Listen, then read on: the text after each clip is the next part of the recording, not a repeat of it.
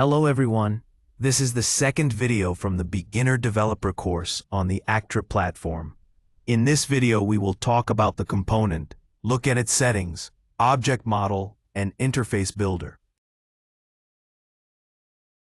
To add a new component, you need to go to the Applications menu, to Components section, and click the Add button at the top right. Then select the component.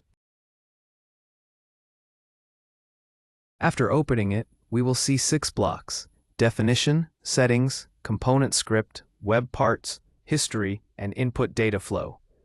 The definition block is the main working area of the component.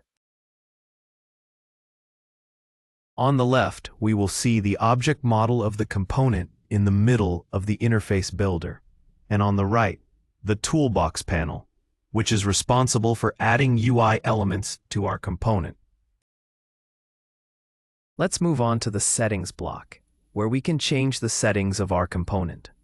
For example, change its name, add the privacy settings, add a description, or change the domain within which our component is deployed. After the settings block, there is the component script block, where the interaction between our component and the Python programming language takes place. It's simply its IronPython version. You can read about the platform and Python in our technical documentation, which provides specific examples of use and available methods. Next is web parts, which consists of 2 blocks.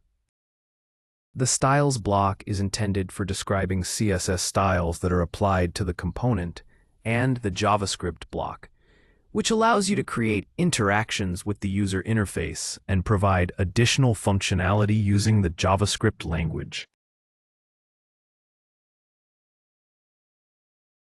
After the web parts block, there is a history block where we can see the version history of our component, the dates of these changes, and the authors of these changes. Additionally, we can revert to these changes if needed.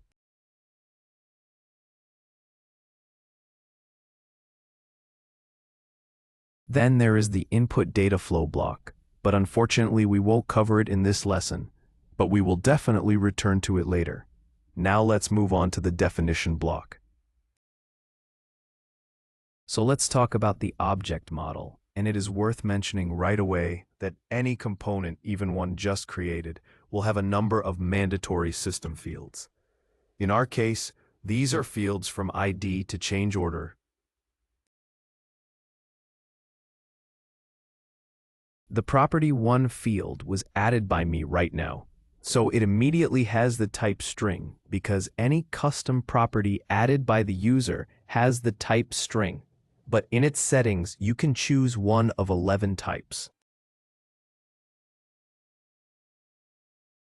It is worth noting that the settings of different property types will differ slightly, but they all have common points.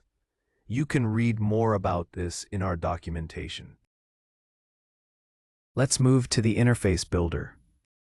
The interface builder is a gray area in the middle of your component, but in fact, it is a powerful visual editor that allows you to create and configure multi-component user interfaces using the drag and drop function.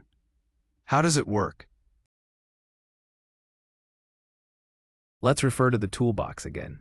As I mentioned earlier, this is a panel containing all the UI elements available on our platform.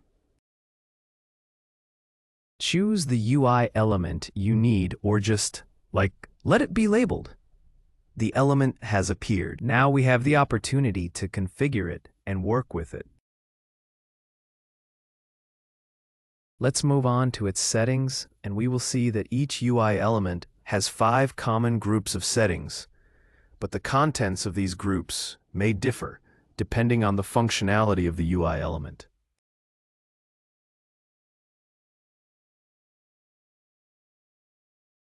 In this video tutorial, we were introduced to the component. We looked at its main working area and its settings.